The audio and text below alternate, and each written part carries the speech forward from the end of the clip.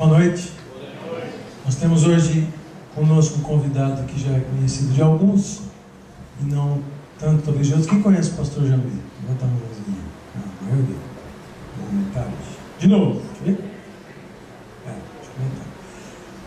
Pastor Jamê Nobre tem sido amigo nosso de caminhada por muitos anos, particularmente da minha casa. Assim, tenho muita história para contar, desde o nosso primeiro filhinho que nós tivemos, conferências, congressos que já tivemos juntos. Ele é um homem de Deus, no meu entender, é um apóstolo no sentido da palavra, no sentido da função de ser enviado, de ir a muitos lugares ministrar da parte de Deus, no meio dos índios, no meio dos africanos, no meio do chinês também, não foi lá? Tailandeses, brasileiro, indião também, né? Mato Grosso, Amazonas, Central, tem índio de todo tipo. E é uma alegria muito grande nós termos o pastor Jamê conosco essa noite novamente.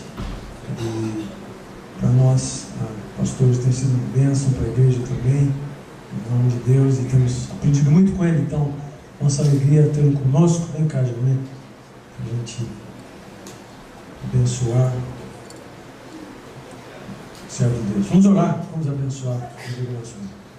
Jesus, obrigado pelo Jamê, Senhor. Obrigado pela vida dele, pela sua casa, filhos, netos, testemunho, pelo que ele tem construído pelo reino que nós conhecemos. Obrigado, Senhor. Oramos para que o Senhor o mantenha assim, saúde, casa, família. Oramos para que nessa noite o Senhor tenha, se sinta em casa, livre, totalmente no teu Espírito. Queremos receber, queremos ouvir, queremos aprender, Senhor. Nós oramos em nome do Senhor Jesus. Amém. Boa noite, irmãos. Boa noite. Bom estar aqui. Louvado seja o nome do Senhor. Realmente a gente tem caminhado bastante aí no ministério, servindo ao Senhor. E uma viagem recente que me marcou muito foi uma viagem agora que eu digo, no começo de julho. Eu estive com 3 congregações ali na Rússia, em Moscou mesmo, no sul ali perto do Mar Negro, e mais para o leste da Rússia. E algumas coisas me impactaram muito.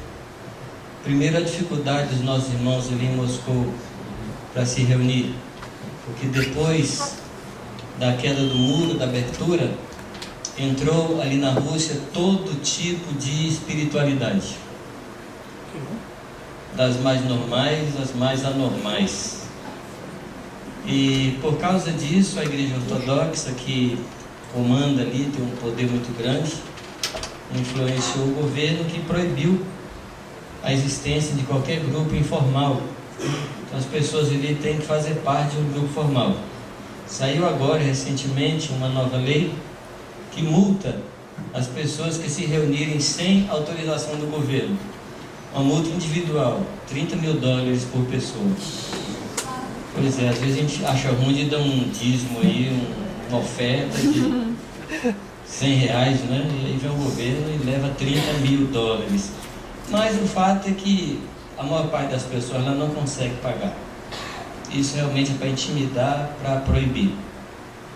Nós temos tido um relacionamento muito bom com algumas congregações lá. No ano passado foi um grupo de jovens ajudar no acampamento lá. Esse ano foi outro grupo de jovens. E nós estamos recebendo já pelo 3º ano alguns pastores de lá. Esse ano virão novos pastores. E só para você ter uma ideia de um fato, de um lado da história ali, essa congregação que a gente ajuda, ela se reúne num prédio onde se reúnem outras 23 congregações, por causa da questão do aluguel, que é extremamente caro. O irmão que nos recebeu paga em torno de $9 mil por mês de aluguel. Então as coisas ali são bastante difíceis, né? Você sai para tomar um lanche, você se arrisca a não ter dinheiro para voltar para casa, né?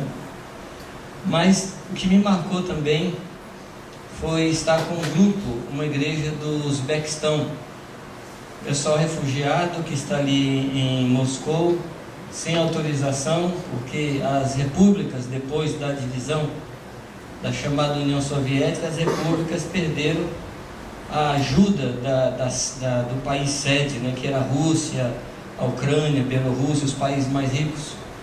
E esse pessoal teve que ir para Moscou para trabalhar. Então, naqueles apartamentos pequenos ali, você vai encontrar 5, 6, 7 famílias num apartamento aí de 70 metros.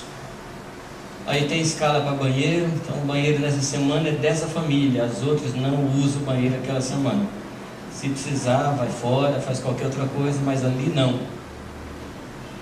E esse pessoal do Uzbequistão, eles nos convidaram e a reunião foi num bosque, porque era proibido. Mas assim, uma alegria fantástica, uma alegria contagiante. E eles contavam assim com muita tranquilidade, às vezes que apanharam da polícia, apanharam até cair, assim, com muita tranquilidade. Igual a gente fala do trânsito, né? O trânsito foi pesado, isso lá foi a surra, hoje foi pesada. E eu fui fotografar e falei, Jamil, se você fotografar, por favor, não coloque na internet. Porque outra vez que a gente fez uma reunião dessa, uma pessoa fotografou e pôs na internet, quando voltou lá para o Uzbequistão, a polícia estava esperando. E eles falaram assim, olha, vocês devem ficar orando, porque a gente não tem autorização para ter essa reunião aqui, e o russo, que tem uma cultura de denúncia muito forte, se alguém aqui telefonar para a polícia pega a gente e todos nós vamos para a cadeia. Então, teve batismo ali, batismo desse jeito, muito rápido, numa água fria, uma água muito fria, mas assim, amados, um povo que ama o Senhor. No meio de toda dificuldade, no meio de todo obstáculo, serve ao Senhor e não importa o preço, eles querem pagar o preço. E a gente viu ali que quem é cristão, não pode ser meio cristão não, porque apanhar por ser meio cristão não vale a pena, né? Então, diga que não é cristão, você escapa da surra, ou seja cristão e leva uma boa surra, né? Então não pode haver meio termo. Eu quero compartilhar com vocês um assunto que gosto muito desse tema. Quero falar um pouco sobre a igreja.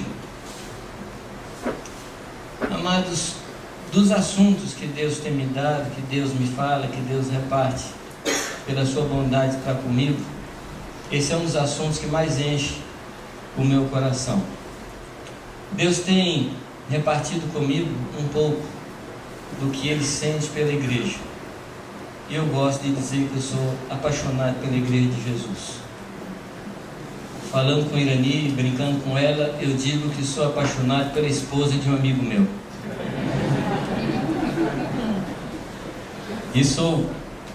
E ele gosta muito disso. Ele gosta que as pessoas sejam apaixonadas por sua esposa, que somos nós. Durante a nossa história, nós somos influenciados por duas culturas. Fomos influenciados pela cultura católica romana e depois fomos influenciados pela cultura protestante. A cultura católica romana nos levava e leva até agora os seus religiosos, leva para um relacionamento mais horizontal. Então você ouve muito entre os católicos o evangelho social, o evangelho da ajuda, o evangelho da participação na vida das pessoas. Você ouve muito isso e eles estão certos. A cultura protestante nos influenciou no nosso relacionamento com Deus, relacionamento vertical. Então nós passamos a ser um povo assim que olhamos muito para o alto, olhamos muito para o céu, valorizamos muito a oração, valorizamos muito a leitura da Bíblia, valorizamos muito a nossa relação individual com Deus. Então essa é a nossa ênfase. Essa é a nossa ênfase. Mas, queridos, ao meu ver, o equilíbrio está em juntar o horizontal e o vertical. E é aí que opera a cruz de Cristo. Quando a gente tem relacionamento correto no vertical, certamente a gente vai ter um relacionamento correto na horizontal. E quando a gente tem relacionamentos corretos na horizontal, certamente a gente vai ter relacionamentos corretos na vertical, com o nosso Deus.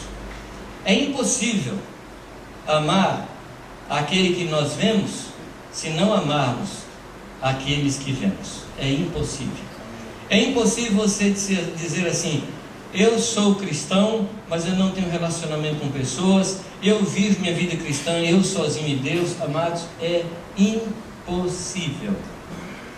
Eu gosto de uma frase que saiu num dos boletins nossos de Jundiaí, há anos atrás, que dizia que duas coisas são impossíveis de fazer só. Uma é casar. Você já viu alguém casar sozinho? Às vezes a pessoa pode estar assim, como dizia minha sogra, desacorçoado com um casamento, não quer mais casar, porque não crê mais nas pessoas, não achou alguém sério, suficiente, então vou casar sozinho. Ridículo. Eu gostaria que você achasse ridículo também aquela posição de eu sou cristão sozinho. É ridículo. E é mais ridículo ainda. Porque algumas pessoas, por um motivo ou por outro, ou por escolha pessoal, ou por devoção, ou por consagração, ou por viuvez, qualquer outra situação, pode ficar sozinho. Mas ficar sem a igreja é impossível. É impossível ficar sem a igreja de Jesus. Então eu gostaria de tomar um pouco do tempo de vocês para falar um pouco disso. E por favor, nós vamos ler 2 versículos para a gente começar. Um que está em Mateus capítulo 16 e depois outro que está em 1 Coríntios capítulo 11.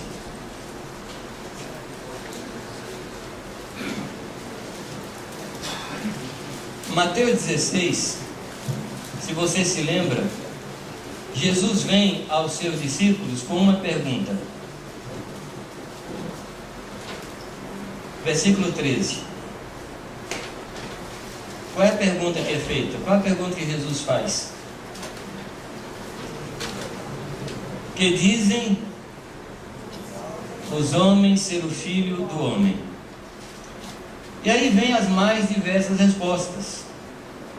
Uns, João o Batista, outros, Elias, e outros, Jeremias, ou um dos profetas.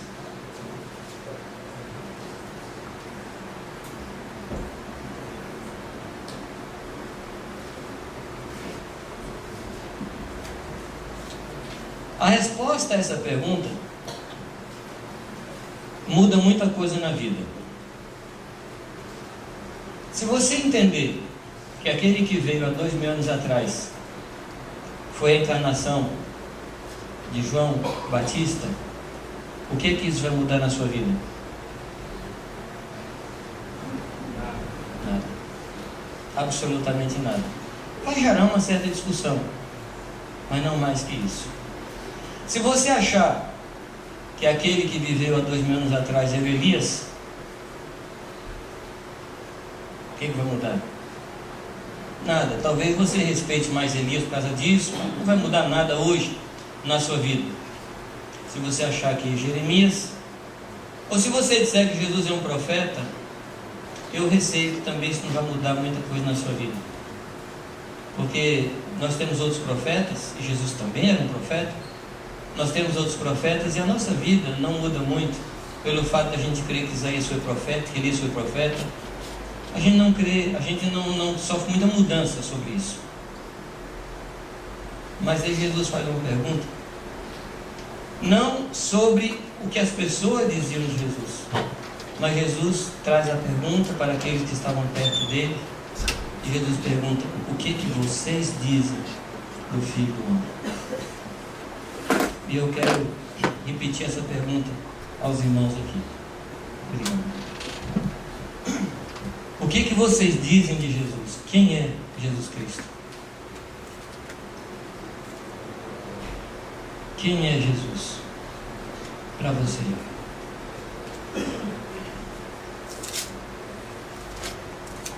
Mas é uma pergunta, não é de retórica não, você não faz parte do sermão não. É Deus encarnado, por isso é Salvador. Amém? Amém? É o Deus eterno que veio a essa terra como homem encarnado, tomou um corpo nasceu de uma virgem, cresceu sem pecado, foi morto, foi crucificado, desceu até os mortos, ressuscitou, levou o sangue dele diante do Pai, e por esse sangue fomos justificados. Por ele o véu foi rasgado e hoje temos acesso completo e perfeito diante do Pai. O que é que isso muda na nossa vida? Absolutamente tudo. Absolutamente tudo. Eu ando em muitos meios, eu ando em muitos ambientes, e eu precisei fazer um crédito pessoal para ver até onde eu vou com as pessoas com as quais eu ando. E o meu crédito pessoal é o seguinte: Jesus Cristo é Deus encarnado. Ele é Deus e Ele se encarnou. Jesus Cristo morreu na cruz por nós. Ele ressuscitou e Ele é Senhor. Se você quiser discutir um desses pontos comigo, acabou a nossa relação. Acabou a nossa relação. Porque a nossa comunhão é em Cristo, é no Senhor Jesus Cristo. A nossa comunhão não é uma comunhão doutrinária. A nossa comunhão não é a respeito das coisas que cremos. A nossa comunhão é em Jesus Cristo, é na pessoa dele. As outras coisas, queridos, nós podemos discutir, mas esses pontos eu não discuto a respeito do Senhor Jesus. Agora, ele diz a Pedro: não foi carne nem sangue que revelou essas coisas a você. E aqui a gente percebe um caráter de Jesus Cristo, que é fazer perguntas que nós não podemos responder. Quem é que podia dizer que Jesus Cristo é Deus se do céu não lhe fosse revelado? Amados, crer em Jesus como Deus, a gente só pode crer se o Espírito Santo nos falar, se o Espírito Santo nos mostrar. Porque há uma diferença entre falar que Jesus é Deus e crer que Jesus é Deus. É entre proclamar que Jesus é Deus e outra é crer no coração que Jesus é Deus. Às vezes, quando eu tenho a oportunidade de conversar com ateus, e parece que eles estão em falta esse tempo, né? Parece que os ateus estão acabando, não sei porquê. Mas às vezes eu converso com um ateu e digo assim: você diz que é ateu, você luta contra a sua crença em Deus, porque cada vez que você assina um cheque, você está pregando que Jesus veio. O que é que tem acima da assinatura? A data. 2012. 2012 de quê? Depois de Cristo. E ele assina embaixo. Ah, Deus vai pegar esse cheque e vai mostrar para ele: você falou que eu fui, está aqui, ó. Ele assinou. É um evangelho pregado em silêncio. É o evangelho que as pessoas pregam sem entender que estão pregando. Mas isso não muda as suas vidas. O que muda é a nossa confissão de que Jesus Cristo é o nosso Senhor, o nosso Salvador. É a nossa confissão que faz toda a diferença. E Jesus pergunta aos seus discípulos, e eles respondem, e Pedro responde alguma coisa que Deus falou com ele: tu és o Cristo, o Filho do Deus vivo. E o Senhor Jesus diz assim: bem-aventurado és tu, Simão Barjonas, que não foi carne nem sangue que revelou isso a você, mas foi meu Pai no céu que falou isso a você. E amados, e é nesse ambiente que aparece pela primeira vez no Novo Testamento a palavra igreja. Você já reparou? A palavra igreja não aparece até essa hora. E é nesse ambiente de revelação que aparece a palavra igreja. E agora eu quero fazer outra pergunta a você: o que dizem os homens que é a igreja? O que é a igreja?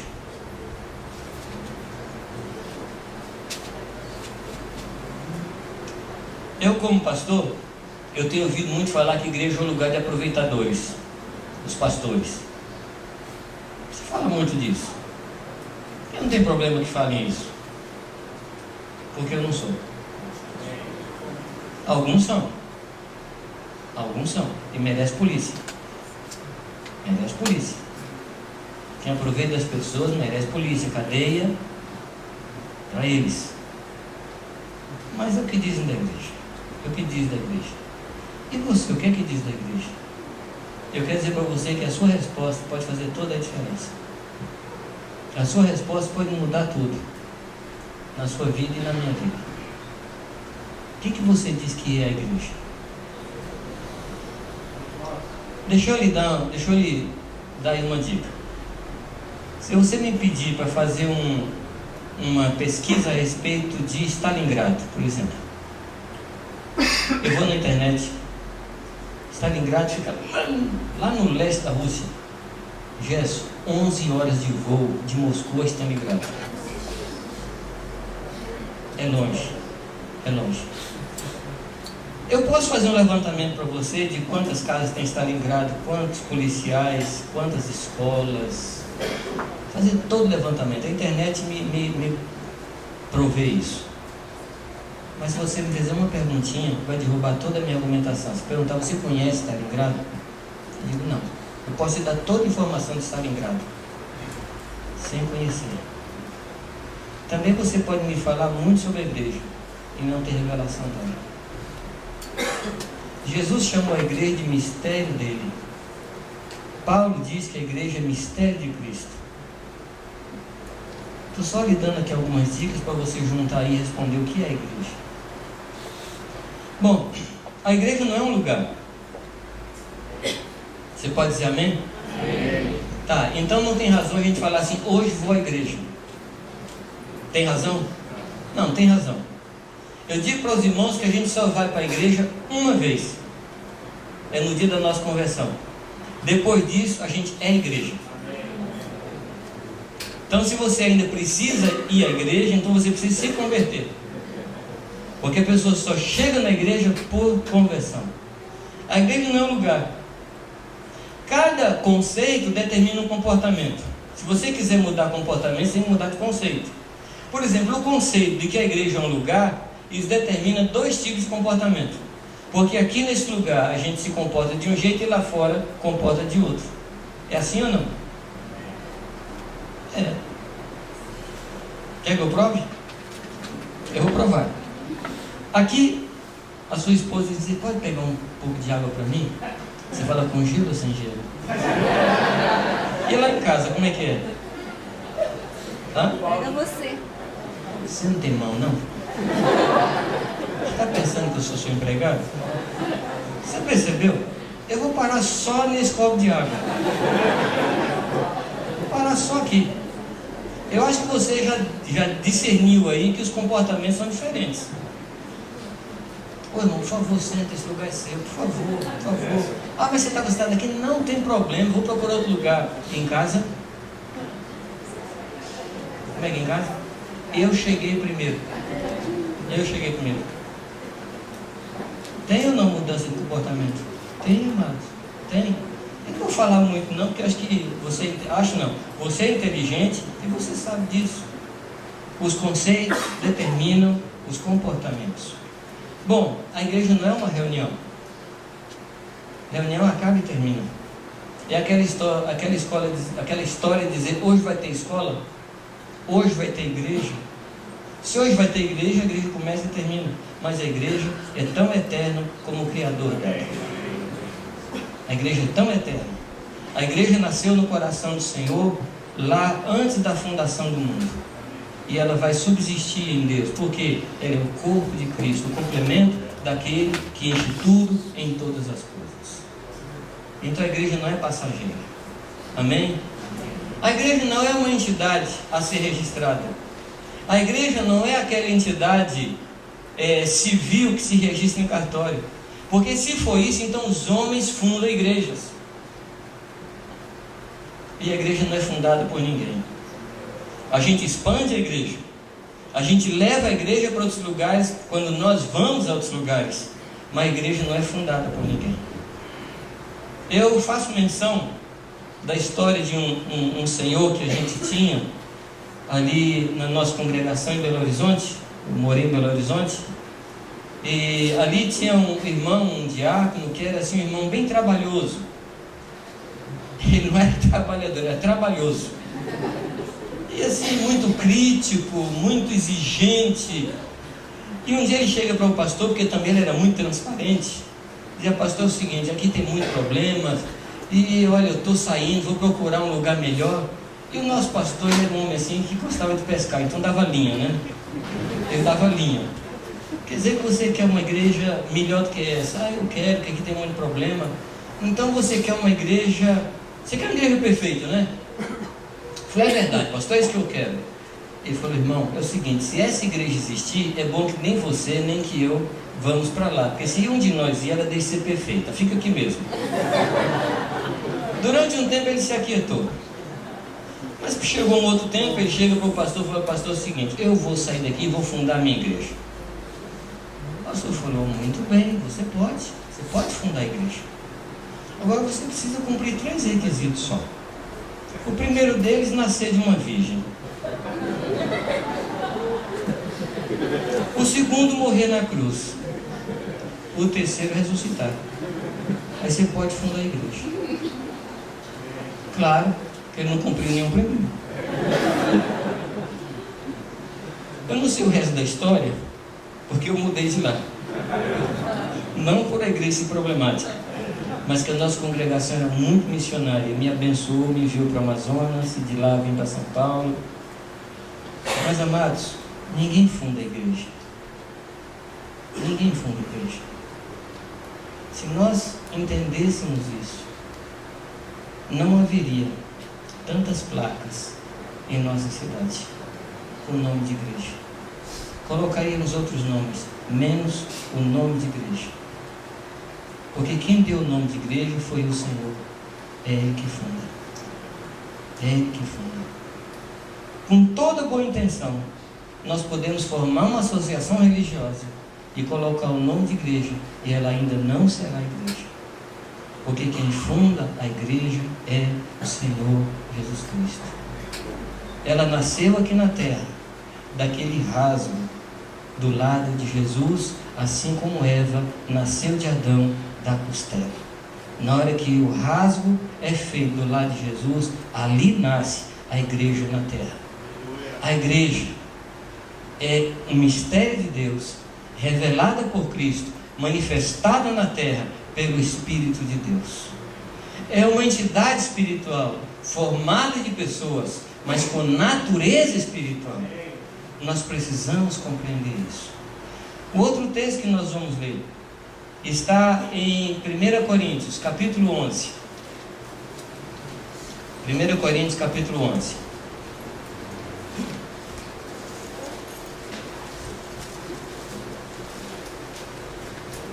Esse texto também é muito conhecido e normalmente citado nos dias da celebração da ceia.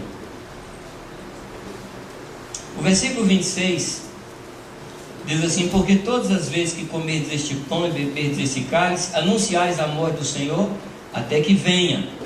Portanto, qualquer que comer este pão ou beber o cálice do Senhor indignamente, será culpado do corpo e do sangue do Senhor.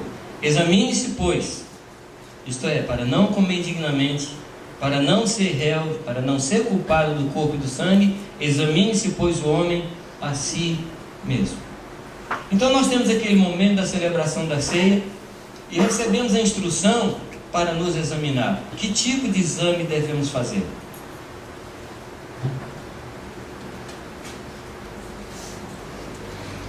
Melhor, que tipo de exame você faz em você mesmo? O que você busca dentro de você?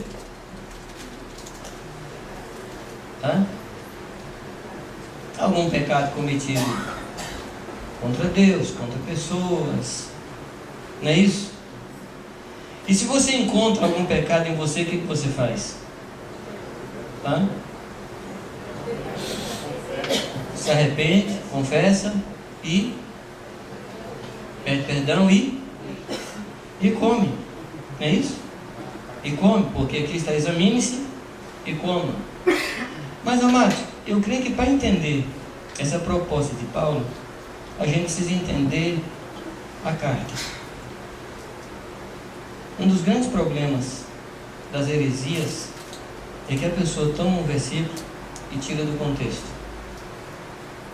E aí, como disse alguém, que não fui eu, um texto fora do contexto é um pretexto para qualquer coisa.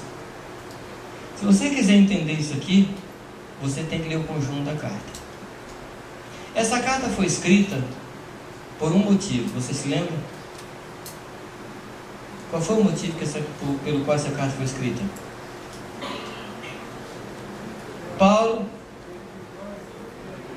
Paulo recebeu uma notícia.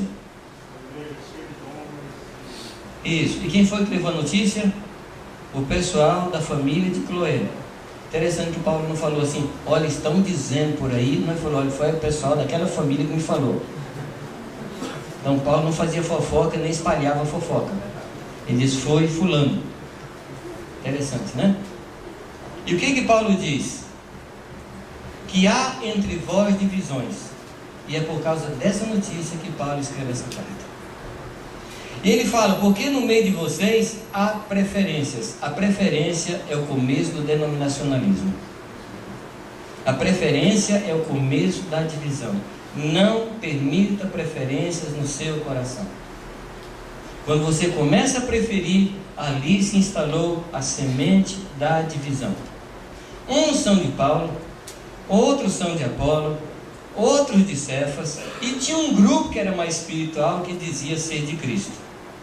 Ao meu ver, o pior grupo. Sabe por que eu digo que é o pior grupo? Porque quem é de Cristo não diz eu não sou desses. Quem é de Cristo não é de ninguém na face da terra e é de todo mundo. Eu sou de Paulo, eu sou de Cefas, eu sou de Apolo, eu sou de Pedro, eu sou de todos, sou de João. Ele não se coloca numa posição assim, eu sou de Cristo, você é dos homens. Ele não se coloca dessa forma. E Paulo, amados, começa a trabalhar com aquele pessoal. Paulo começa a dizer a eles o que acontecia numa igreja assim. Paulo não diminui a sua palavra, o seu tom. Ele diz assim, vocês são carnais. Ele não alivia, ele não diminui a carga, ele diz, vocês são carnais, por causa dessas preferências. Ele diz assim, por acaso um desses morreu por vocês? Por acaso vocês foram batizados em nome de algum desses? E aí ele lança aquele grito, por acaso Cristo está dividido? E ele vai falando, um planta, outro rega, um semeia, o outro colhe, mais tarde ele fala, mas todos somos um, porque é Deus que faz isso. Amém, amados? É Deus que faz isso. Sabe de onde vem as nossas divisões? Da nossa carnalidade. Tempos atrás, numa reunião do Conselho de Pastores em Jundiaí, ali estava sendo empossado o novo presidente, o presidente daquele tempo. E foi lá o Jornal da Cidade entrevistar, fazer a cobertura da reunião. E o repórter perguntou para um pastor que estava do lado, né? Falou assim, olha, explica por favor essa questão das divisões entre vocês. Honestamente eu saí de perto. Porque eu falei, não dá para explicar divisão. Divisão se explica, amados? Explica? Não. Acaso Cristo está dividido? Aí ele se saiu muito bem. Ele falou, não, nós não somos divididos. Nós somos um povo só. Assim como a igreja católica tem os salesianos, tem os jesuítas, tem isso, tem aquilo. Eu falei, rapaz, você foi inteligente, mas não foi sábio. Porque a sabedoria deveria dizer, nós somos divididos porque somos carnais. Porque foi isso que Paulo falou. A divisão é produto de carnalidade. Amados, nada nessa terra justifica divisão de irmãos. Absolutamente nada. Sabe por quê, queridos? Jesus Cristo derramou o seu sangue para nos juntar e sua carne foi partida para nos fazer um. Quem pode dividir isso, amados? Quem pode dividir? Então Paulo vem falando, capítulo 3, capítulo 4, no capítulo 5, ele fala da disciplina daquele jovem que estava tendo relação com a esposa de seu pai. Depois no capítulo 7 ele fala da união que deve haver no casamento, não se separe, é isso que ele fala, ele está pregando a união no capítulo 7. Capítulo 8, capítulo 9, ele fala da comunhão no cálice dos anjos, cálice dos demônios, que nós não podemos participar dos dois cálices. No capítulo 11 ele entra com esse texto e fala da verdade da ceia do Senhor. Quando chega no capítulo 12, parece que ele muda de assunto, mas não muda de assunto, Porque ele está falando que porque nós somos um corpo, o Espírito Santo está em nós, nós devemos repartir os dons espirituais uns com os outros. No capítulo 13, ele dá a motivação da nossa vida, que é o amor. No capítulo 14, ele fala porque nós devemos ser usados no dom de profecia, no dom de variedade de línguas, para edificação pessoal e edificação mútua. No capítulo 15, ele fala a razão de tudo isso, que é a nossa expectativa da volta do Senhor Jesus. E o capítulo 16, ele encerra dizendo assim: já que nós somos um, vamos levantar uma oferta para os nossos irmãos de Jerusalém que estão passando fome. Quer dizer, essa carta toda trata de unidade. Essa carta toda trata da vida única da igreja no Jesus único. E o que ele manda então nós examinarmos? Ele manda que cada um se examine para ver a sua situação em relação à igreja de Jesus. Como é que você está em relação à igreja de Jesus? Ele não está falando de pecados particulares. Aliás, esses tais não existem. Não existe pecado particular. Porque qualquer pecado que eu cometo, eu enfraqueço a igreja. Porque se um membro sofre, todos os outros padecem. Se eu cometo um pecado na minha vida dita particular, esse pecado vai abrir uma brecha na vida da igreja. Lembre-se da história de Acã. Não existem pecados particulares. O que nós fazemos no particular enfraquece a vida da igreja. Então, por favor, pelo menos em nome da igreja, pelo menos por causa da igreja, mantenha uma vida santa. Pelo menos por causa da igreja. Mas é muito mais que isso. É por causa do Senhor. Amém, queridos? Examine-se. Veja como você está com o povo de Deus. Veja qual é a sua comunhão com o povo do Senhor. Examine-se e assim coma. Infelizmente, na igreja, algumas pessoas se examinam e não comem. Assim, não, eu não sou digno. Mas é outra postura, no mínimo estranha. O pão e o cálice estão falando de quê? Eles falam de quê? Do corpo e do sangue. Qual é a única coisa na face da terra que pode nos purificar dos nossos pecados? É o sangue de Jesus. Quando você deixa de participar da ceia, você está dizendo assim: eu não vou participar da ceia não, porque eu estou sujo, então eu não quero o sangue de Jesus. Ou, eu não vou no médico não, porque eu estou doente. É estranho, né? Eu não vou tomar banho não, porque eu estou sujo. Existe alguma coisa na face da terra que pode nos purificar dos nossos pecados, que não seja o sangue de Jesus? Você conhece algum outro produto que nos limpe? E como é que o sangue de Jesus nos purifica, amados? Qual é a mecânica? Como é que o sangue faz? Os médicos ele podem dar uma ajuda. O sangue ele passa pelas artérias, chega até lá na pontinha do dedo, levando nutrientes, levando oxigênio, depois traz o sangue venoso, joga no pulmão, passa nos rins, purifica. A sua Bíblia diz assim: se andarmos na luz. Andar na luz, fala de andar na mesma compreensão do Senhor, andar na transparência do Senhor. Se andarmos na luz, como Ele na luz está, qual a primeira consequência? Temos comunhão uns com os outros. Amados, é impossível ter comunhão se você anda em trevas. Mas se você anda na luz, você tem comunhão com seus irmãos. Qual é a segunda consequência? E o sangue de Jesus nos purifica de todo pecado. A quem é que o sangue purifica do pecado? A quem está em comunhão. E quem é que anda em comunhão? Aquele que anda na luz.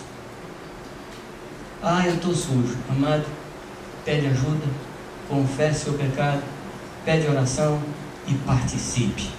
Porque ali está o sangue de Jesus, ali está o corpo de Cristo, e é nesse ambiente que nós somos purificados.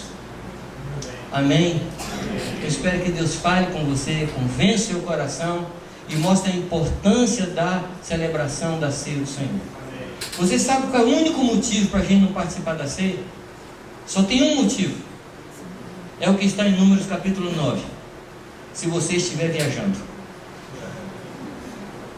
Ou seja, Deus já previu que nós não somos onipresentes. É a única desculpa para não participar da ceia. E no texto ele diz: aquele que estando limpo e estando presente não participar, essa alma seja eliminada do meio do meu povo. O que é que você acha? Porque está tornando vil o sangue e o corpo de Cristo. Agora, onde é que está o sangue de Jesus? Onde é que está o sangue de Jesus? Está correndo aí. Está correndo aí. O sangue precisa de veias. O sangue precisa de artérias, de vasos. O sangue precisa de dutos para correr para todo o corpo. Amém? Aí está. Na nossa história evangélica, foram criados alguns jargões. E um deles é assim: o sangue de Jesus tem poder. Eu conheço um irmão, que agora já está com o Senhor, que ele dizia assim: o sangue de Jesus tem poder. E não tem. Deixa eu tentar explicar para você. Você vai no hospital escola. Lá nesse hospital escola, você vai ver ali partes do corpo, em frascos. E você sabe que a vida está no sangue. E ali você vê, por exemplo, uma mão que está num frasco para ser estudada. E aí você, assim, num rasgo de bondade, num rasgo de generosidade, vai lá no banco de sangue, pega uma bolsa de sangue, pega aquela mão e joga o sangue sobre ela e diz assim: o sangue tem poder. O que é que vai acontecer com aquela mão? Nada não, vai ficar suja de sangue. Só. Quando é que o sangue teria poder naquela mão? Se ela estivesse ligada no corpo. Você entendeu a frase? O sangue de Jesus tem poder e não tem? É impossível o sangue de Jesus purificar pecados naqueles que estão desligados do corpo. Porque o sangue de Jesus não fica assim no plasma, assim no etéreo. Ele fica no eterno, mas não no etéreo, mas no eterno vivendo em nós. Cada vez que você permite os dons espirituais na sua vida para o seu irmão, é o sangue de Jesus fluindo e purificando e limpando. Por favor, amado, prometa em nome de Jesus nunca mais deixar o sangue de Jesus fluir de você para o seu irmão. Prometa isso, por favor. Amém? Assim, pô, irmão, promete solenemente, tá? Nunca mais estancar o sangue de Cristo na minha vida para a vida do meu irmão. Examine-se. Vamos continuar aqui. Examine-se, pois, o homem a si mesmo, e assim coma deste pão e beba deste cálice. Porque o que come e bebe indignamente, come e bebe para a sua própria condenação, não discernindo, não compreendendo, não tendo revelação do que é o corpo de Cristo. Eu perguntei aos irmãos onde é que está o corpo de Cristo, onde é que o sangue flui, e nós, conclusão, nós chegamos que aqui está o corpo de Cristo. Se antes nós conhecíamos as pessoas segundo a carne, hoje nós não as vemos mais assim, mas as vemos segundo Cristo.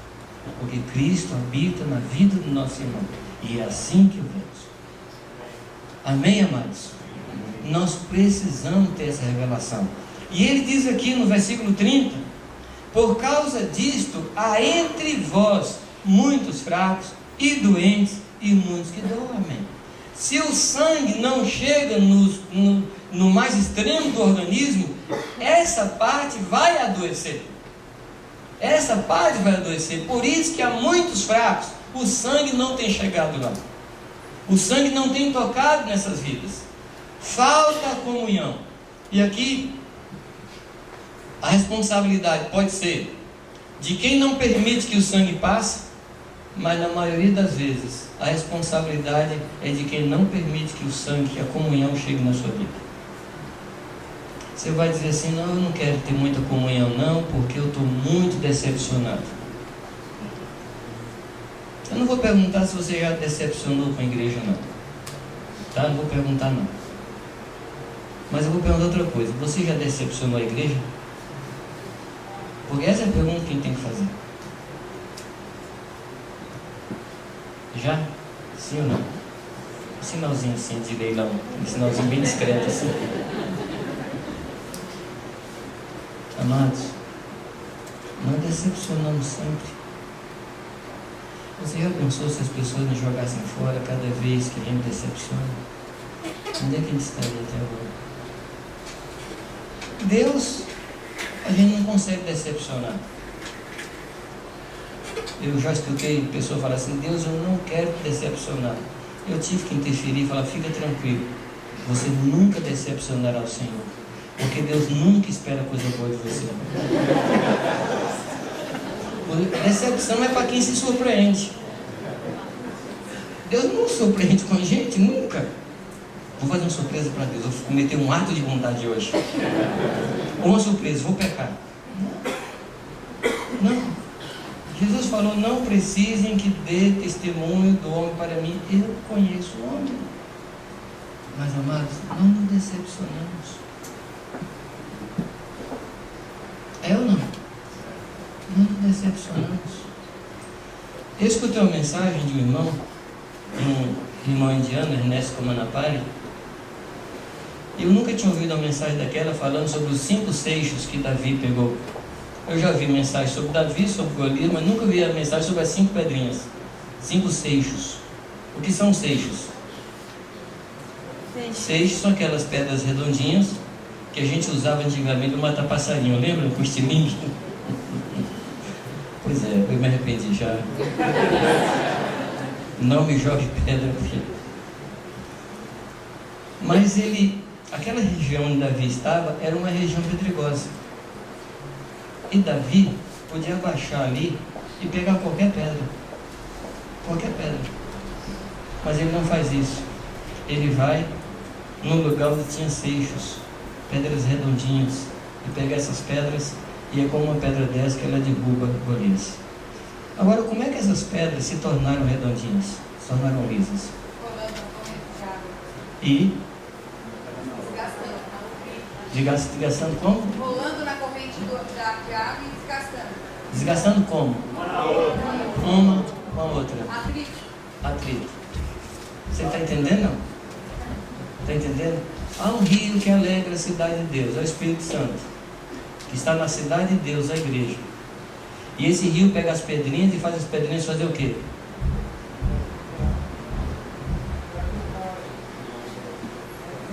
Você está entendendo? Alguns, por não entender isso, falam assim: Deus, eu não sabia que na igreja tinha tanto problema. Olha, a igreja tem no mínimo a quantidade de problema proporcional ao número de membros. No mínimo, porque tem gente que tem uns 2 ou 3. No meu caso, aí passa da conta e muito. Eu saio da média de tanto problema que eu tenho. Mas, amados, a igreja é isso. A igreja é formada de pessoas. Nos decepcionamos, nos atritamos. Amém? Até que sejamos pedrinhas, sem arestas. E aí o Senhor pode nos pegar e nos usar. Uma vez eu estava muito chateado com a igreja. E eu fico algumas vezes, apesar o quanto a ame. E eu estava olhando para Deus: Deus, misericórdia, Senhor, que povo difícil. E Deus é tremendo, né? Deus foi me deixando falar. Senhor, no meio da minha oração eu falei: me sinto num arca de Noé. É bicho diferente, cheiro diferente. Meu Jesus, que coisa. E o Senhor me fez algumas perguntas. Ele disse: quer dizer que a igreja é como a arca de Noé? Sim, a igreja é uma arca de Noé, cheia de bicho diferente. E Deus me perguntou: o que tem lá fora? O que tem fora da arca? Morte. Morte. Deus falou: você quer sair? Não. E Deus me falou um negócio muito forte. Ele falou, não é que os outros são esquisitos, é que você é esquisito e olha com os outros com olhos esquisitos. Você é o esquisito.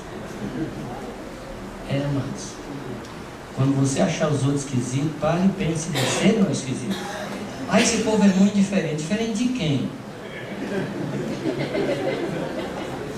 Você é o padrão? Você é o, como é que diz o texto lá, o sinete da perfeição? Você é o prumo? Você é o modelo? Claro, a palavra fala que a gente tem que ser modelo dos fiéis, mas não nesse sentido de chamar os outros esquisitos. Não nesse sentido. Então eu quero anunciar para você hoje, bem-vindo à Arca. Bem-vindo ao Rio de Deus. Quando a gente fala em Rio de Deus, a gente pensa, ah, Senhor, que coisa gostosa, amados. Rio de Deus é lugar de pancada, lugar de quebra. Lembra quando você chegou na igreja, como você era cheio de arestas? Você melhorou muito, não melhorou? Pois é produto do mover das águas de Deus. Assim como o ferro afia o ferro, assim o amigo afia o rosto do seu amigo. Graças a Deus pelos nossos irmãos diferentes. E o meu conselho aos irmãos é o seguinte: ande com diferentes, não ande com iguais, porque o igual não lhe ajuda. Quanto mais diferente for a pessoa, maior a possibilidade de ajudar. O igual não lhe acrescenta nada. O pior problema é que a gente gosta de andar com iguais. Corintiano com corintiano, São Paulino com São Paulino. Mas você quer ver uma coisa que eu acho muito interessante nesse texto aqui de Coríntios? Sabe não? É uma igreja corintiana com São Paulino dentro dela. Você percebeu não? Mas essa igreja com coisas diferentes, com gente diferente. Graças a Deus pela diferença. Amém? Você pode pensar em alguém que é muito diferente de você agora, não olhe para o lado e dizer: Deus, eu louvo o teu nome pela diferença. Eu louvo o teu nome pela diferença. Você pode dizer isso? Não, realmente não é brincadeira. Mas eu aprendi isso, que a maravilha da igreja está na diversidade. A maravilhosa graça de Deus, multiforme graça de Deus, se manifesta nos multiformes ministérios da vida da igreja. Amém? Deus fez cada um de nós diferente, porque eu preciso do diferente e você precisa do diferente. Graças a Deus. Não tente fazer as pessoas ser iguais a você, porque elas não lhe ajudariam pensando igual a você. Elas só lhe ajudam porque pensam diferente de você. Amém? Eu não estou falando pensar em relação ao Senhor, porque em relação ao Senhor temos que pensar a mesma coisa. Mas a igreja, amados, é um conjunto de diferenças trabalhando na unidade do Espírito. Isso é a igreja de Jesus. Deixa eu continuar aqui, tomar algumas ideias para você, com você. A igreja é algo espiritual, e as coisas espirituais somente podem ser discernidas espiritualmente. Não tente entender a igreja com sua cabeça, você não vai entender. Paulo chama a igreja de mistério que esteve oculto aos nossos pais e aos profetas, mas que foi revelado agora. Qual é o mistério? Qual é o mistério, amados? Que nós e os gentios, falando da parte de Paulo, somos um só. Um só.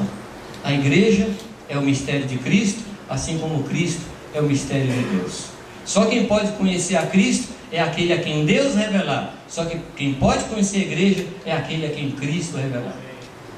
Então não tente explicar a igreja. Você só pode explicar a igreja se você tiver revelação do que é a igreja de Jesus. A igreja de Jesus é um organismo vivo formado por pessoas nascidas de novo. A igreja não é uma assembleia de pessoas que chegam e declaram que querem ficar, ou pessoas que nós aceitamos. Não é isso. Nós aceitamos aquelas que são nascidas de novo, e chegam na igreja aquelas que são nascidas de novo. Na igreja de Deus não há naturalização. Você entende isso? Não? Vamos dizer, eu vou para um outro país, aí passo um tempo lá, e aí eu peço minha naturalização. Na igreja isso não funciona. Na igreja a gente só pode entrar por morte e ressurreição. A gente morre no mundo e nasce dentro da igreja. Filho de cristão não é cristão até que nasça de novo, pelo Espírito e pela água. Amém? A natureza da igreja é a natureza de sacrifício. A palavra diz que nós somos casa espiritual para oferecermos sacrifícios agradáveis a Deus. A igreja não é um lugar de conforto. Eu acho que você já sabe disso. Mas teimosamente a gente acha que a igreja é um lugar de conforto. Jesus falou que no mundo tereis aflições, e na igreja nós teremos correções. Na igreja nós teremos disciplina. Na igreja nós somos um povo que oferecemos sacrifício. Eu tenho estudado muito já sobre o que é adoração. Tenho estudado muito sobre isso. Deus tem me falado muito sobre o que é adoração. E adoração, amados, é um sacrifício que oferecemos ao Senhor. E vida na igreja é isso. A igreja é casa espiritual, levantada por Deus para oferecer os sacrifícios. Essa é a casa do Senhor. A palavra diz que nós devemos oferecermos, através do nosso corpo, um sacrifício vivo, santo e agradável a Deus. Não está falando que é agradável a nós, é agradável a Deus. O problema é que a gente quer que as coisas sejam agradáveis a nós. Mas eu quero só animar você. E quando Deus se agrada, as coisas se tornam agradáveis para nós. Porque a nossa alegria está em ver Deus alegre. Aí está a razão da nossa alegria. É ver o nosso amado Senhor contente. Amém? É nisso que a gente se completa. É nisso que a gente se realiza. É ver o Senhor Jesus Cristo alegre. Então o sacrifício é sacrifício. Não é algo agradável às nossas vidas, mas é algo que agrada o coração do Senhor, que sobe como um incenso agradável às narinas do Senhor. Existem algumas figuras da igreja, no livro das leis, nos profetas, existem algumas figuras. Eu gostaria de tocar em somente duas figuras hoje com vocês. A primeira figura que eu quero trazer aqui é a figura do Vale dos Ossos Secos. Os irmãos se lembram dessa história? Vale dos Ossos Secos. Deus chama um profeta, e esse profeta em espírito vê um grande vale, e ele olha para esses vales e vê ossos. Está em Ezequiel 37, desculpa, Ezequiel 37. E esse profeta vê aqueles ossos secos, e ele coloca ali um superlativo.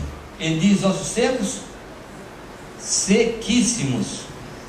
Não só secos, mas sequíssimos. O osso chega a um ponto de tão seco que ele vira pó. No caso aqui ainda não era pó, mas já era sequíssimo. E Deus pergunta a esse profeta: esses ossos viverão? E o profeta inteligentemente diz assim: o Senhor sabe. O Senhor que sabe. Isto é, segundo a minha visão, acabou. Acabou. Às vezes, amados, a gente olha para a igreja atual e a gente vê vale de ossos secos. Sim ou não? Só aqui entre nós é uma confusão grande. Você concorda, não? Quanta doutrina esquisita, quanta invencionice. Quando eu penso que já ouvi de tudo, como diz o profeta Asaf, quando eu penso que já vi de tudo, vem alguém e inventa uma coisa nova na televisão. Meu Deus do céu, é sal grosso, é pinga ungida. Não, eu não estou brincando. Eu não estou brincando. Não vou dar o interesse.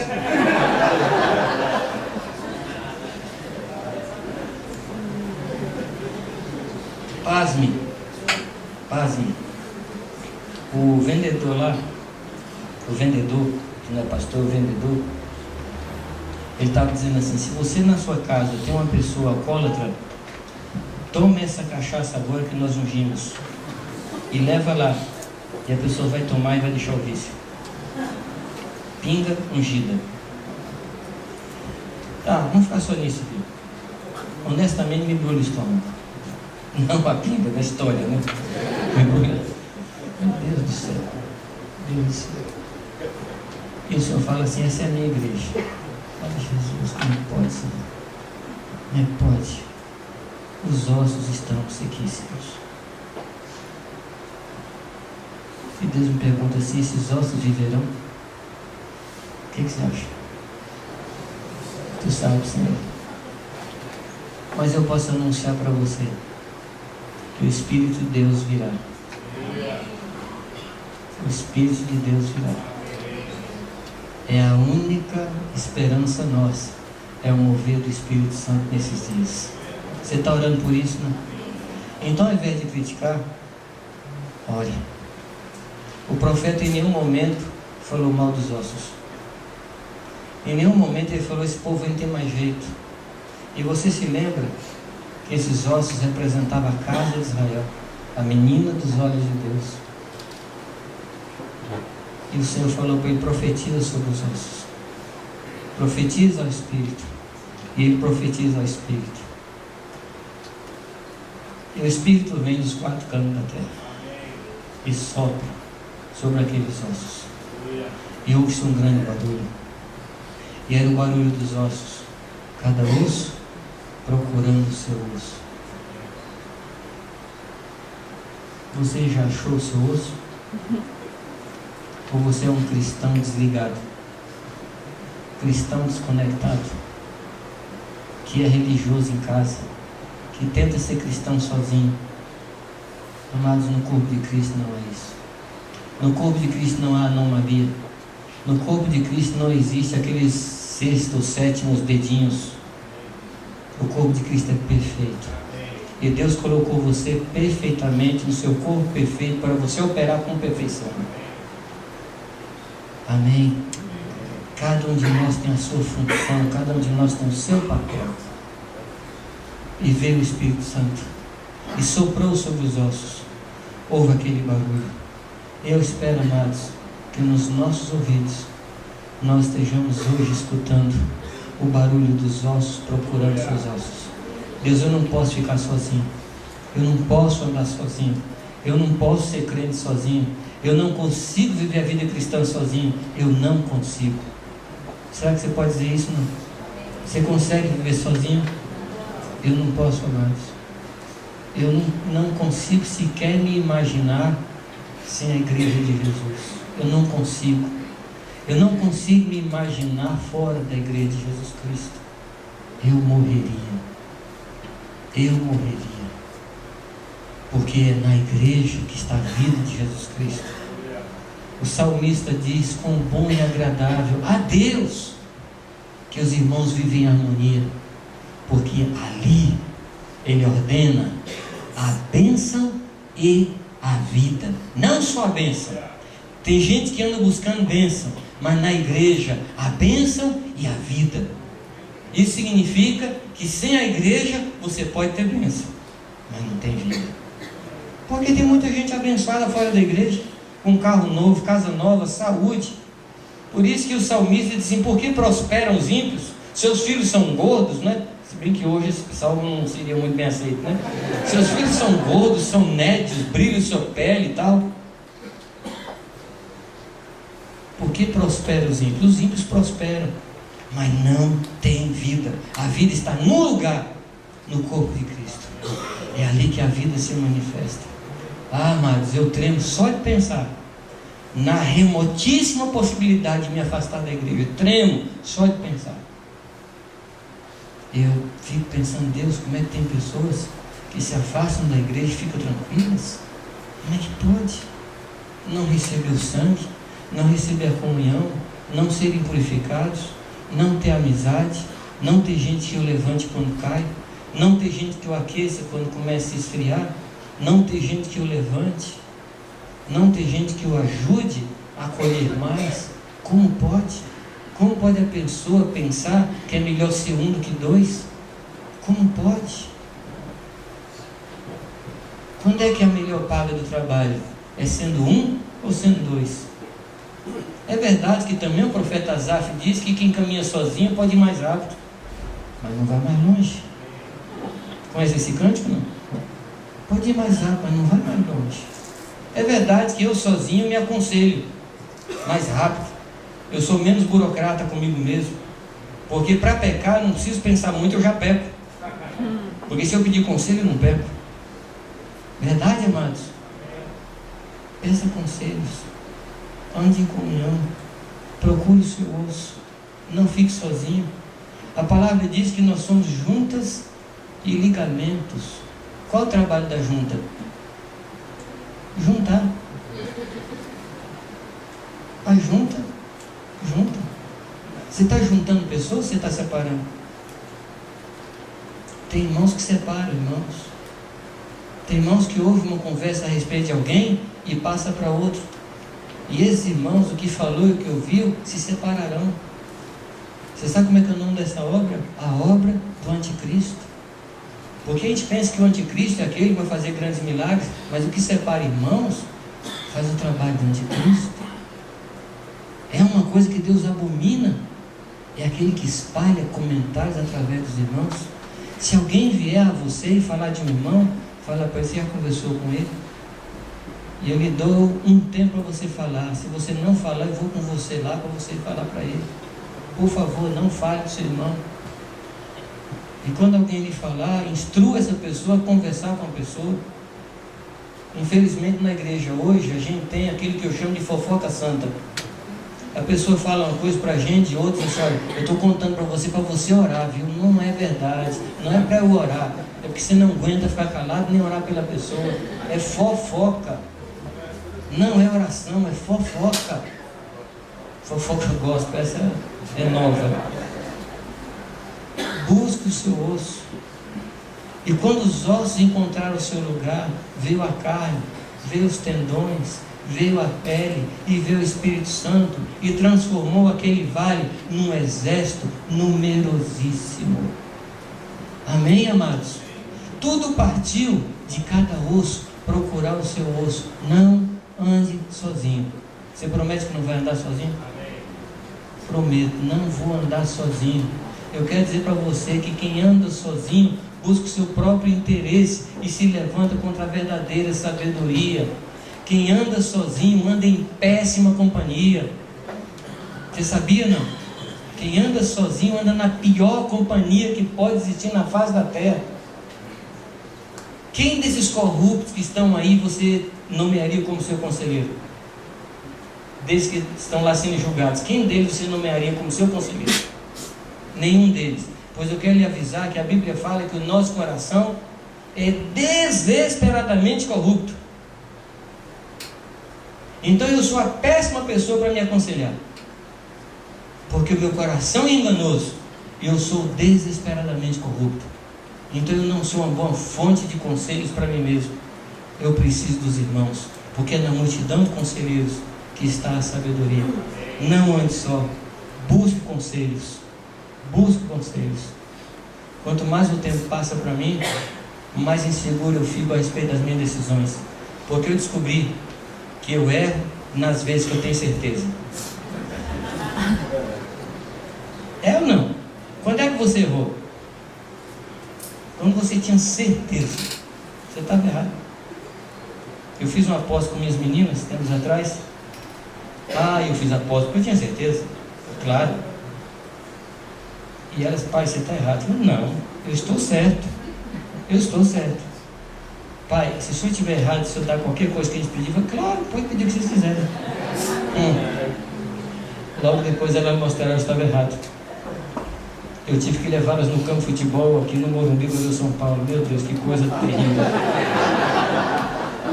Não sou São Paulino, sou corintiano, não sou nada. Mas não gosto daquele ambiente, não gosto. Mas eu tive que ir lá. Eu estava certo, né?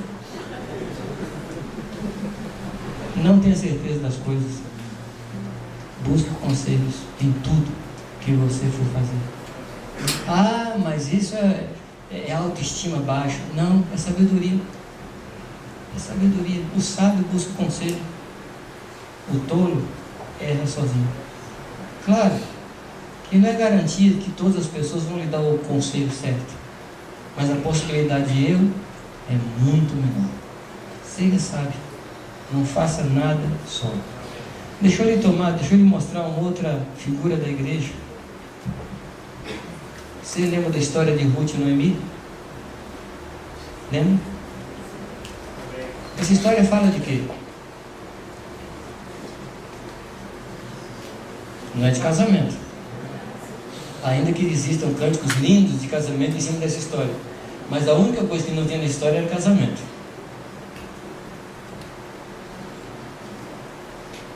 De que fala? Amizade. Amizade. E o Senhor Deus, Ele é mestre em pegar o que não é e tirar uma lição tremenda. Os analistas de comportamentos humanos dizem que o relacionamento mais difícil dos relacionamentos humanos é o relacionamento sogra e nora. Não existe um relacionamento mais difícil que esse. E ontem eu estava dando mais uma estudada nesse tema, consultando alguns autores, e todos são unânimes em concordar com isso. Não existe um relacionamento mais complicado que esse. Relacionamento sogra e nora é a luta entre duas competidoras para saber quem é que tem mais influência sobre uma vítima.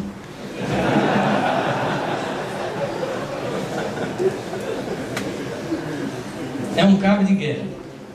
É um cabo de guerra. Eu criei esse menino com todo carinho, dei tudo que ele precisava, agora vem um estranho e leva.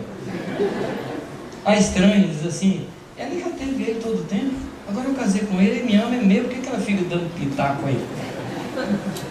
Pois é, o Senhor pega uma judia viúva e uma moabita viúva. Olha só, uma sogra e nora e dois povos inimigos. Deus caprichou nessa aqui, né? Deus caprichou para falar sobre amizade. Você conhece a história?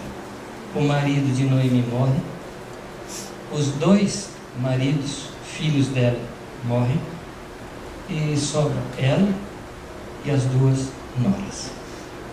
Ela sabiamente chega para aquelas meninas e diz assim: olha, vão embora, vocês são novas, vocês podem se casar de novo. Tem homens aí em Moab, vocês podem encontrar um homem bom para vocês. Orfa pensa no caso, e pensa e toma uma decisão. Porque Noemi havia dito a elas: vocês estão esperando que eu me case de novo e tenha dois filhos homens e eles cresçam e venham a ser marido de vocês? Quer dizer, investimento a longo prazo. Orfa chega à conclusão que ela não tinha como esperar isso. Para tudo bem, vou embora. E ela fala a mesma coisa para Ruth. E o que é que Ruth diz a ela? Não insista para que eu te deixe. Não insista para que eu te deixe. E Ruth fala algumas coisas para ela que são extremamente fortes. Ela diz assim: onde quer que tu fores, irei eu. Ela renuncia à autodeterminação em favor da amizade. Ela poderia escolher onde iria, mas ela resolve seguir o destino da sua sogra. Ela diz: onde pousares, ali pousarei eu. Ela faz do descanso da sogra o seu descanso. Ela só descansaria se a sogra descansasse. O teu povo é o meu Deus. Ela renuncia à própria cultura para receber a cultura da sua sogra. E ela diz: o teu Deus é o meu Deus. Ela renuncia à fé para andar na fé da sogra. E por fim ela diz: onde você morrer, ali eu vou ser sepultado. Ela amarra completamente o seu destino, a sua história, a sua fé, o seu descanso. Ela amarra a amizade com aquela mulher. Amados, isso aqui é o padrão da igreja. É esse tipo de amizade. Você fala: Jamê, mas a coisa é tão séria assim? Amados, se você estudar a história de Jonas e Davi, você vai perceber que a alma de um se apegou a outro. É isso aqui. Quando se descreve a igreja do livro de Atos, diz que o coração e a alma eram um só. Quando você se casou, com aquele homem que não tinha nada. Lembra, não? Ou estou falando da minha esposa? Não, vou te contar um pouco da minha vida. E você vai ver que minha esposa é muito mais louca que eu. Muito mais. Nós nos conhecemos em São Caetano, estudamos no Paraná, no Instituto Bíblico, e fomos ser missionários no Amazonas. Lá eu fui na tribo que ela trabalhava e pedi a mão dela e nos tornamos noivos lá na tribo. Os índios nos deram anéis de coco como aliança. Claro, depois que eu falei com o pai dela, né? Só que o pai dela não suportava nem pastor nem missionário, porque missionário não tem onde cair morto. Ele não suportava. Então os ventos eram totalmente contra o nosso relacionamento. Mas quando o pai dela aprovou, ela veio para São Caetano do Sul se preparar para o casamento, e eu vim de Manaus a São Caetano do Sul de carona. Eu não tinha dinheiro para vir, portanto não tinha dinheiro para casar, não tinha dinheiro para montar uma casa. O pai dela tinha desejo que a sua filha casasse com um homem que desse uma vida estável. E eu lá no Amazonas estava construindo um barco e nós íamos morar no barco. Não tem nada mais instável.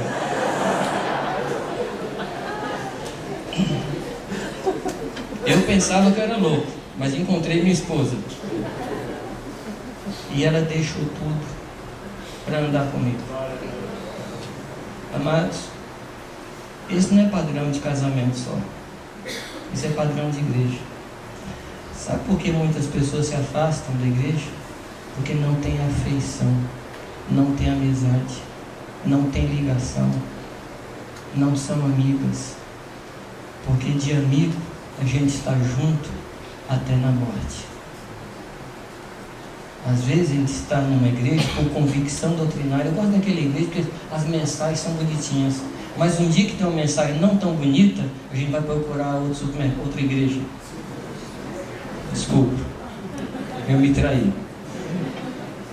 A gente vai buscar outro lugar.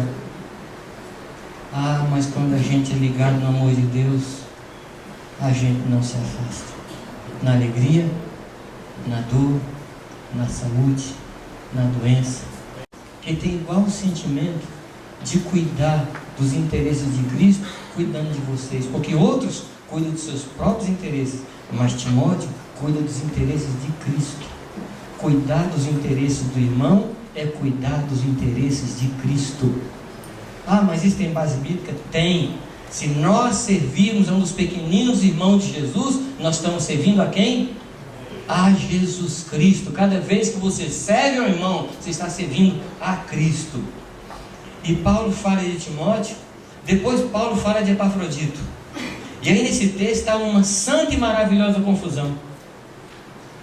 Porque Paulo diz assim: olha, eu estou mandando Epafrodito para vocês, porque ele ficou sabendo que vocês ficaram preocupados com a enfermidade pela qual ele passou. Você percebe? Epafrodito preocupado com a preocupação dos irmãos. Que coisa maravilhosa, amados. Que coisa maravilhosa. Amigos se preocupam uns com os outros. Amigos se preocupam. E aí Paulo diz assim: é verdade, ele esteve à beira da morte, mas Deus o curou, não por causa dele, mas por minha causa, para que eu não fosse consumido por excessiva tristeza. Não era por causa de Epafrodito. Paulo curou, Deus curou aquele homem por causa de Paulo, para a alegria de Paulo, para o conforto de Paulo. Amados, o nome disso é igreja. Entranháveis laços de misericórdia, afeições profundas entre nós. E aí nós vamos estar juntos, na alegria ou na dor, na tristeza, na pobreza, na fartura, na escassez. Nós vamos estar juntos, porque nós vamos realmente manifestar uma vida de irmãos, porque isso é vida de irmão. Essa é a proposta da palavra para nós. Amém? Examine-se a si mesmo. Examine-se a si mesmo.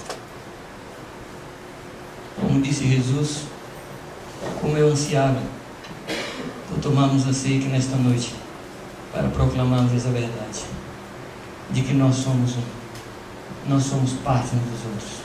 Ah, mas é diferente. Graças a Deus, que bom que não são iguais a mim. Não são iguais a mim. Podemos nos enriquecer mutuamente. podemos nos ajudar mutuamente. Examine-se, pois, cada um a si mesmo. Como é que você está em relação à igreja, meu irmão? Como é que você está? Por favor, curva a sua cabeça e tenha um tempo de exame. Pede que o Espírito Santo venha com a luz dele, iluminando os cantinhos mais escuros da mente, os cantinhos mais escuros do coração. E se há alguma queixa contra alguém, se há alguma decepção contra alguém, você deve perdoar e ser perdoado nesta noite. Você deve reatar suas relações, construir uma nova amizade, andar na comunhão dos santos, viver no poder do Espírito Santo. Essa é a igreja que nós precisamos ver nos últimos dias. Essa é a igreja que o Senhor deseja levantar nesses últimos tempos. Somente isso vai convencer o mundo do pecado, da justiça e do juízo. É uma igreja cheia do amor de Deus, cheia do poder de Deus. Ore ao Senhor, por favor. Cada um ore ao Senhor.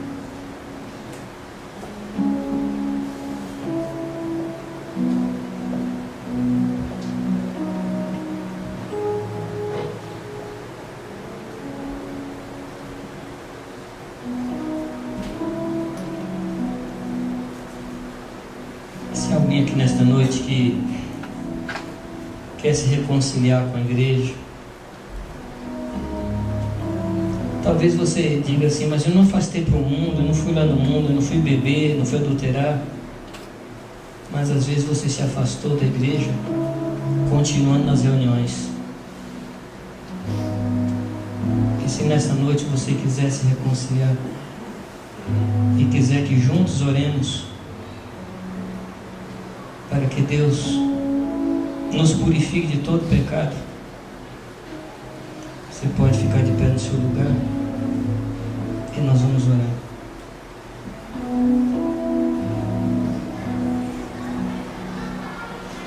Se você descobriu que seu coração está afastado das pessoas e você nesta noite quer consertar isso, você pode ficar de pé.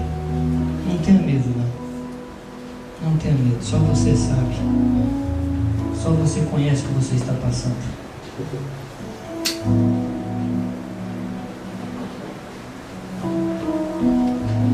Jesus. Jesus. Será que vocês podem vir aqui à frente? Podem vir aqui à frente? Em nome de Jesus. Amados, não tenham vergonha disso. Assim como a gente não tem vergonha de ir ao médico, em nome de Jesus.